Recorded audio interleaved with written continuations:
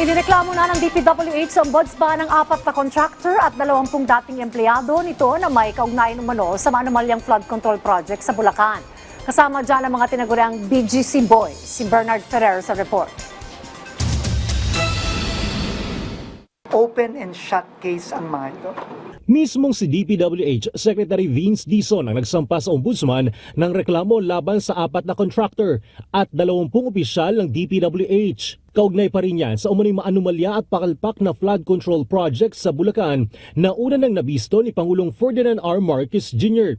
Kasama sa kinasuhan, sina dating DPWH District Engineer Henry Alcantara, dating Assistant District Engineer Bryce Erickson Hernandez at Construction Section Chief JP Mendoza ng Bulacan 1st District Engineering Office. Kasama rin sa kaso ang 17 pang opisyal ng Bulacan 1st District Engineering Office. Gayon din ang mga contractor na Sims Construction Trading, Wawaw Builders, St. Timothy Construction Corporation at IM Construction Corporation. Kabilang sa may isang pangkaso ang paglabag sa Anti-Graft and Corrupt Practices Act, Malversation through Falsification, RA 9184 o Government Procurement Reform Act at RA 12009 o New Government Procurement Reform Act. Naniniwala kami na madaling i-establish ang probable cause at dahil doon mabilis na ma-file at mabilis din makakadesisyon ang ating mga korte.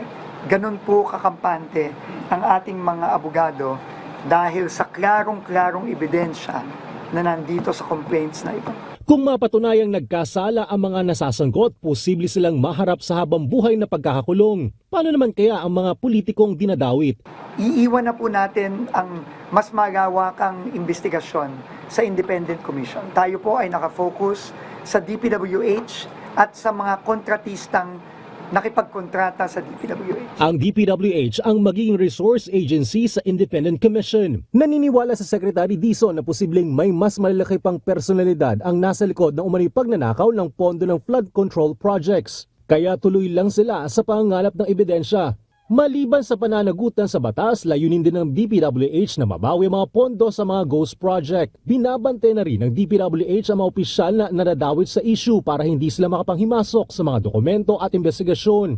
Ipinaliwanag din ni Secretary Dizon na hiniling niyang maisama sa Immigration Lookout Bulletin Order si dating DPWH Secretary Manuel Bonoan. Nabanggit na rin daw kasi siya sa mga pagdinig. Posible ring dumulog ang DPWH sa Anti-Money Laundering Council. Pansamantalang pinayagan ng DPWH ang kanilang mga kawani na huwag magsuot ng official uniform. Ito ay bilang proteksyon laban sa bullying at harassment.